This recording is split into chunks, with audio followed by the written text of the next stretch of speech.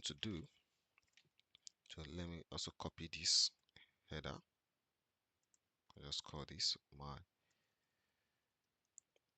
let's call this, okay, I think I can call this, maybe, should we call it assumptions or inputs?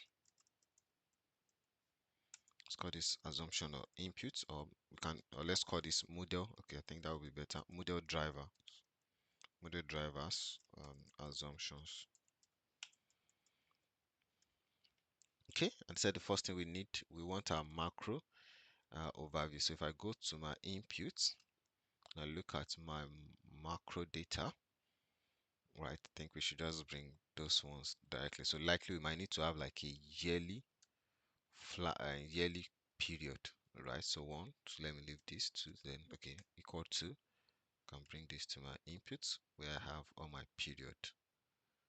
But now I want them, let's present it in a better way. So here let's have our annual period. Let's have a period timeline here. And what I'm going to do is just link this equal to straight to our year. We only need the year, I think. Yeah, the year is better here. Right, so 4 should be 5. So 1, 2, 3, 4, 5. Okay, yes. Let's put this here. So now I need it to show in FY. So this is what I'm going to do. So I need it to show like FY 26, 27, like that. But I don't want to do that manually. So what I'm going to do is equal to right. I think, yeah, that should be right. So right, my right function, the year, and it should give us the 2. So that just give us 26, 27, like that. Yeah, and I can do my text join. So which would be, open my double quotes, FY, right, and close my double quotes and put my and function, so that just kind of appear like this, and I can bring that to my summary page. Now let me just log that. Okay, in fact, let's put it up here, then we can fill it with the same ash color. Put this front. Okay, yes, so it's easy to see what is driving. So we need our cost incremental. Just link that straight to my input. So costs incremental factor, then the next one, let's just type it. So cost inflation, price inflation, then we have our tax rates. Okay, so link this straight. Let me look at, do we have it in the calculations as call? Okay, yeah, so let's pick it straight from our calculations. So it's always good you pick things from your calculation as compared to picking it directly from our inputs, because if you make any changes, right, changes can come to the input, but to automatically flow into the calculation, we might have done some adjustments in the calculations. So it's kind of always good. Now for our tax, where do we have our tax rates? I think that should be in our P&L. Let me see, where did we calculate our tax? Oh, I think we calculated our tax directly. Okay, so let me link that to the inputs.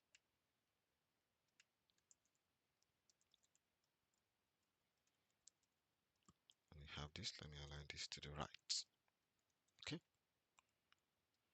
so decide not to put this space. Right, then what are the other things do we need? So I'm going to call this product pricing.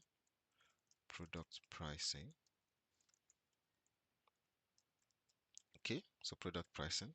I'll come to my calculations. Right, where's our product pricing? I think this is the one we use. Yes, so inflated. So we use post inflated one. Right, call that, bring that in here. So inflated one, that's what we are using. And I think we can have like a base. So let me call this base input. Right, so let's call this, so let me put like a space here before the yearly one. Okay, yes, good. So what's our base input? I'll call that also from the input. So we have it in here. So this is our base input, right? And this is our yearly input. Think do you want to put that in 2 decimal? I think it's better. Let's leave it as 1 decimal. Product pricing. Then we have our product costs. So product uh, costs. Is that the name we gave to it in our input? They call it, okay, yes, cost per unit. So I think that will be better. So costs per unit. Then this is price. Then this is price per unit. Okay, so I'm also going to call that directly from our calculations, right? Then do the call up here. So that should be cost. I think we didn't name this correctly, so this should be cost, not pricing.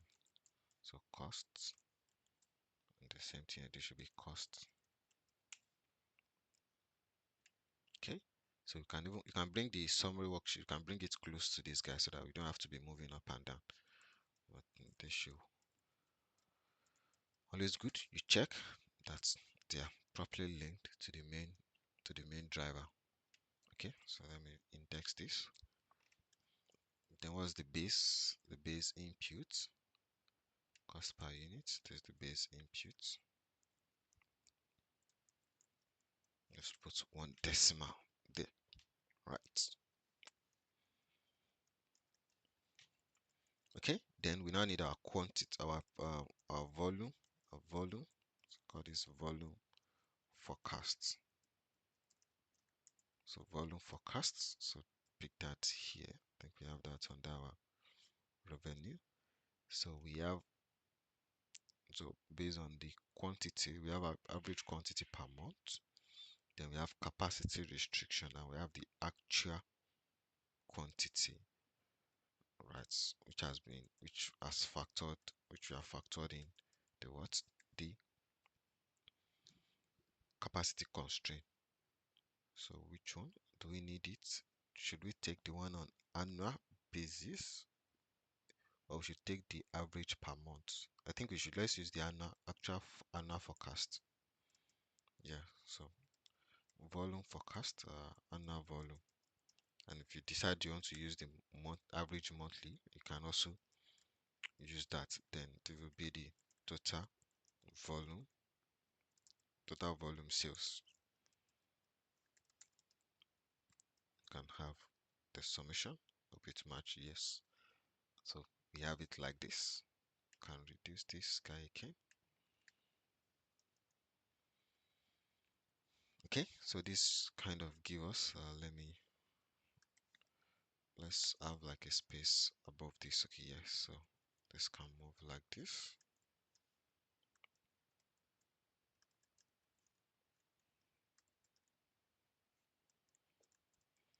At least for now.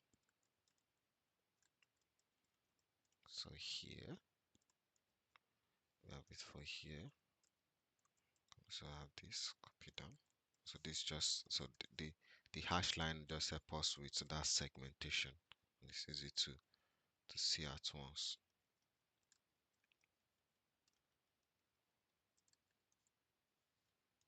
Right.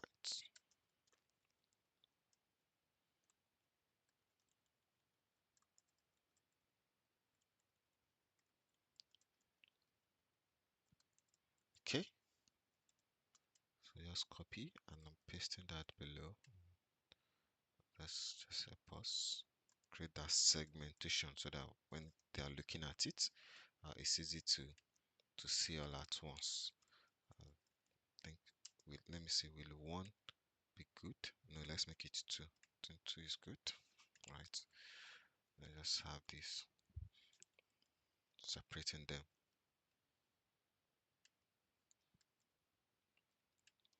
Okay, so we can see our base input. Should we put the base input here? Base input in here. So instead of putting it up, with this communicate better. Yeah, I think let's put it like this. We can delete the one up here. Okay. Right. I think yeah, that's looking more like it. Then the next thing is we can have our income statement now. Should we have our income statement here, or should we have it by the side? I think we can have the income statement by the side,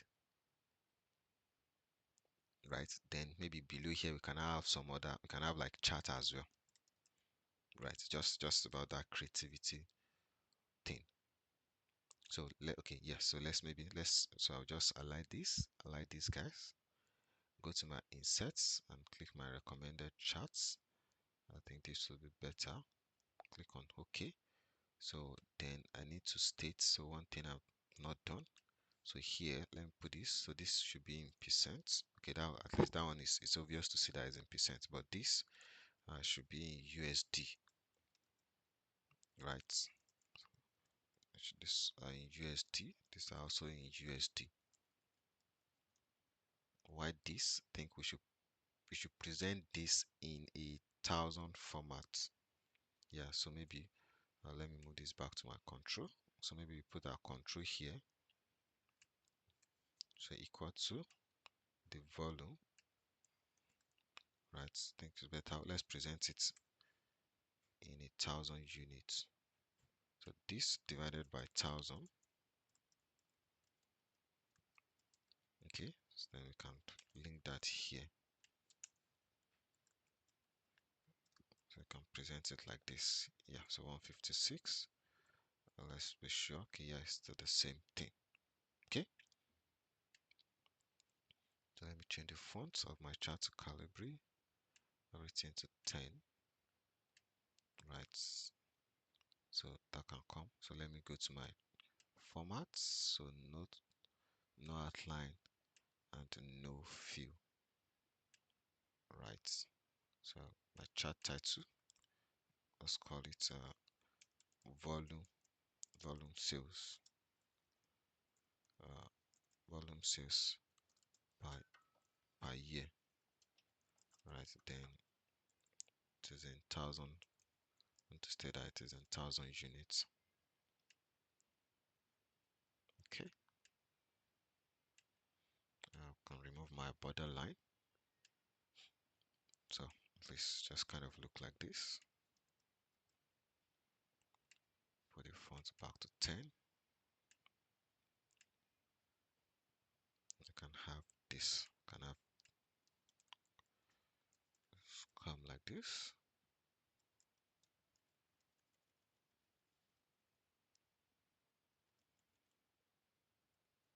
So volume can have this. I think we also have like a capacity, so I'm not sure if you want to present that capacity, but okay. So the year, instead of showing 145, let me right click select data. On the annual period, click edit, and I can highlight my FY header. Okay, so from this to this, I click on my OK. Click on my OK. In fact, I can decide to show the data label, and I can delete the side axis. So just quite straightforward and easy to see. To reduce this number to like hits fonts. Yeah, and kind of look like this. This is volume. So I'm even thinking maybe we can have like another chart by the side, since we've tried to manage this properly. Right, so let me see at zoom of 100. How does it look? Yeah, I kind of have a bigger screen, so might look different.